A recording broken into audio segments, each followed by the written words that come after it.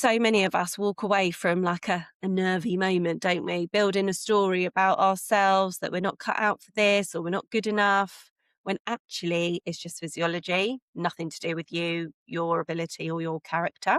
Welcome to Reclaim Your Voice, the podcast for business owners who are ready to be heard, speak on stages and podcasts, and to become genuinely known for what they do. I'm Savannah Madden, confidence and speaking coach for founder-led businesses, and I help you find your voice, own your expertise, and speak in a way that attracts the right clients and opens the right doors. Here we talk about finding your voice, building the confidence to share your message, and doing the real work that gets you recognised by the people you're meant to serve. If you've got something important to say and you want the world to actually hear it, you're in the right place.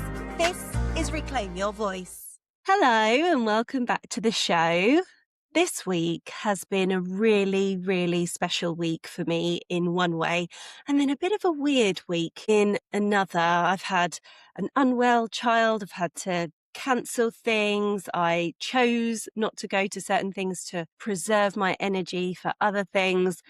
So there's been all sorts of moving parts, but I really want to focus on the most positive bit, not in a sort of toxic positivity way, like, oh, isn't everything so great and rosy and lovely? Because it really hasn't been a week like that. But I also didn't want to come at this episode being like, oh, I gave myself grace and I have a business that works without me and blah, blah, blah, blah, blah, which is all great for everybody who that does work for.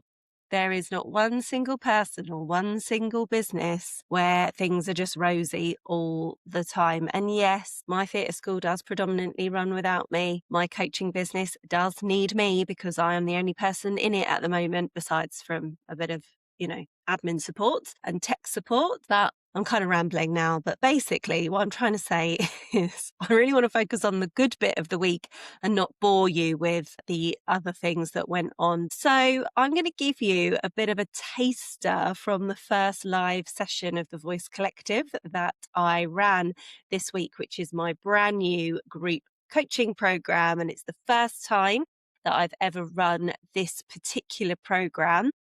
And as I say, it kicked off this week. And I'm just really proud of the people who are participating. I'm proud of myself, even if that sounds like I'm blowing my own trumpet, but I am. And I think it's really important to be proud of yourself whenever you launch anything new. And I'm obviously not going to give you a whole session because that would be unkind to the people who have paid for the entire program. However, I do want to give you just a tiny little taster and a little piece of it because I think that there are some real nuggets of stuff that you need to hear. And I'm sure I've probably shared this type of information on podcasts where I've been a guest. So I think that it is going to help sum up, explain, help with the times where you might stumble upon these kind of things yourself. And I see it time and time again with the people that I've worked with one-to-one in the past. So let's get into it. No more rambling, Savannah. So we started the session with we started week one, shall I say, with the vocal foundations, which is the first element of the voice framework, which is my signature framework that I coach people through if you work with me. And the thing about vocal foundations is that all the speaking programs that I have done, because although my background is in performing arts and I coach young people in public speaking, I wanted to improve my own public speaking, learning from other people as well, because just because you're good at something and you can coach it to other people doesn't mean you haven't got room for improvement, right? So I've done quite a few different speaker programs, online ones, person ones, self-study ones over the years. But I feel like every single one I've done has really skipped the bit about your actual voice, like the technical elements. And I think that's predominantly because a lot of the time when you speak on stage, you'll have a microphone, so you could just be speaking in an ordinary voice. When you're on a podcast, you have a microphone. When you go on to a live, you might be using, it's really popular at the moment to have one of those sort of handheld mics where you're holding it up to your face and it's Bluetooth connected to your phone, things like that. And so other speaker programs will really focus on how to craft your message, how to structure your talk, how to actually present, and how to even sell from the stage. And we cover all of that inside the Voice Collective too. But what they tend to miss out is where your voice actually comes from in the first place, the physicality of it, how it sits in your body.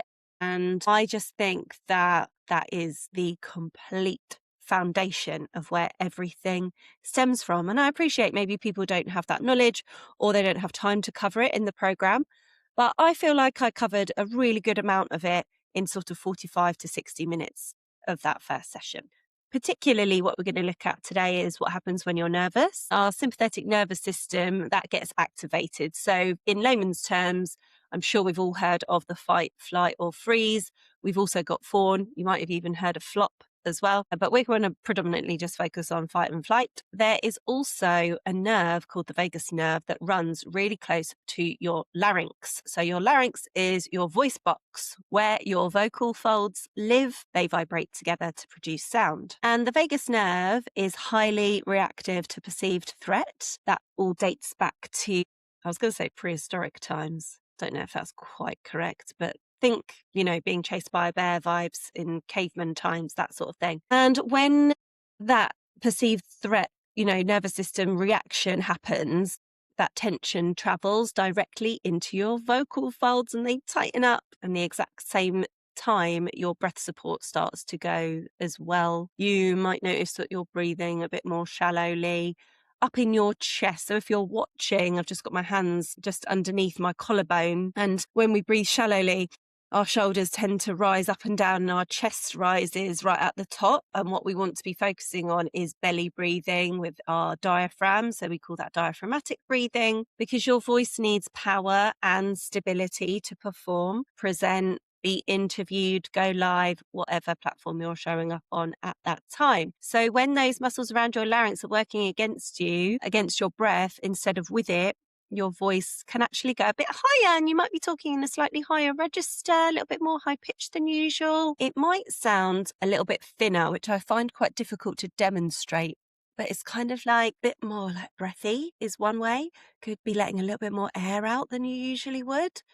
Or your voice might physically feel like it's shaking. So again, I can't really demonstrate that, but it's kind of like it's got a little bit of a sort of shake going on to it. But it's quite difficult to show when you're not feeling the actual feels at that time.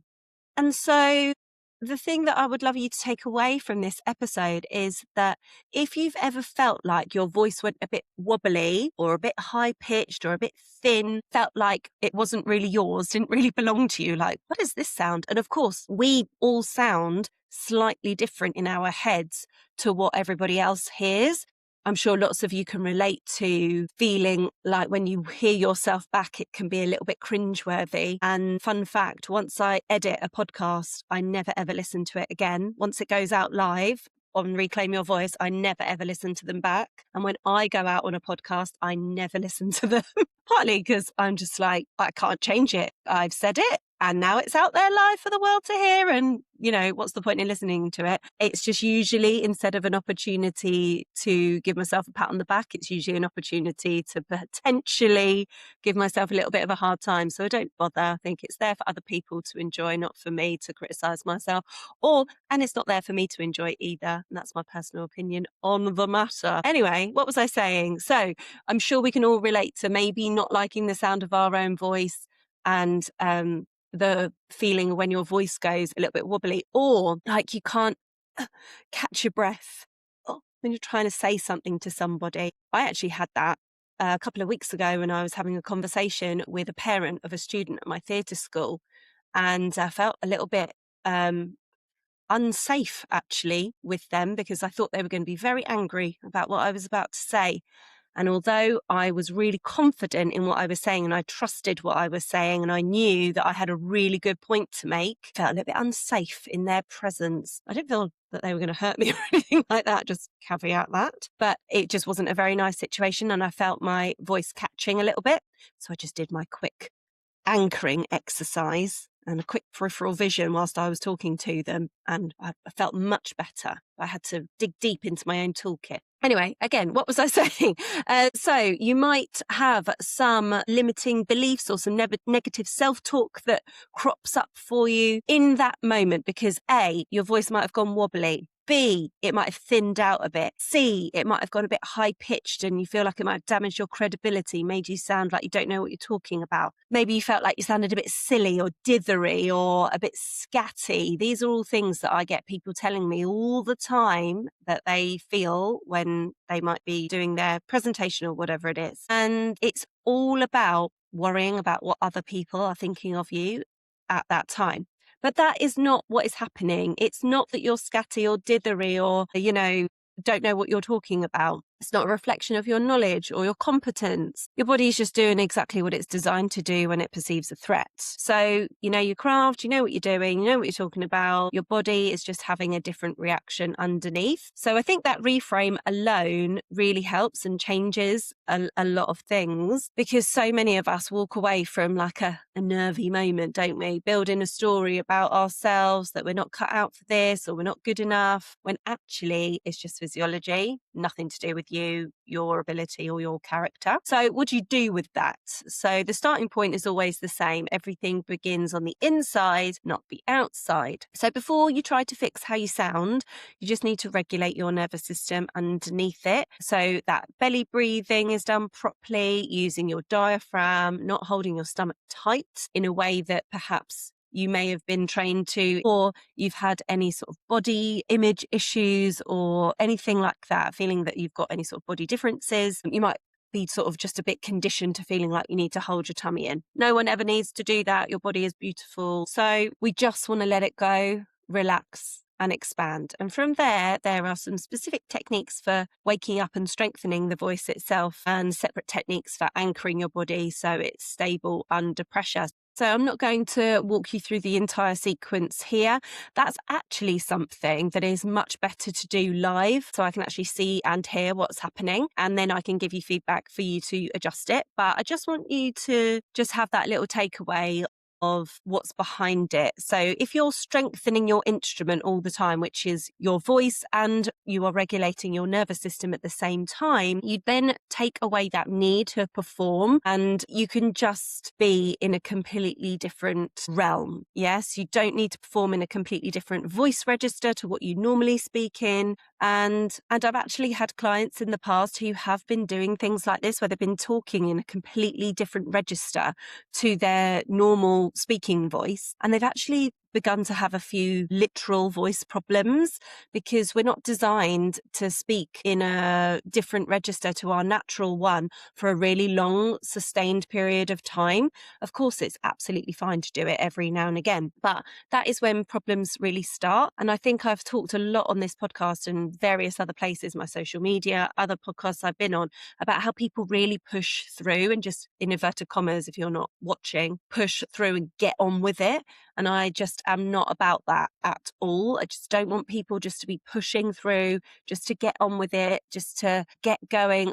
Just all of those horrible things that you just don't need to be doing, because otherwise we could actually hurt ourselves, and we just don't want to have any issues with our voice, right? If there is one thing to take away from this today, it's this: that the wobble, the higher pitch, the breathlessness, none of that is you being unprepared or not good enough. It's just your vagus nerve doing its job a little too well. And once you know that, you can work with your body instead of against it. So if this has really resonated with you and you want to go a little bit deeper, I am offering you a 20-minute clarity call. The link is in the show notes. And I also will be bringing out a brand new resource very soon. So keep your eyes out for that. That will be in the show notes as well. But either way, I would absolutely love to help you figure out what's next for you and your next move. But thank you so much for listening to this week's episode of Reclaim Your Voice. Keep showing up, keep grounded, and keep doing the things that light you up. And I'll see you soon. Thank you so much for being here and for listening to this episode of Reclaim Your Voice. If today's conversation resonated, head to the show notes where you'll find my free audio gift And if this episode helped you in any way, it would mean so much if you shared it, rated or reviewed the show. That support helps these conversations reach the people who really need them. You can also watch the full episode over on our YouTube channel, and we'll see you in the next one.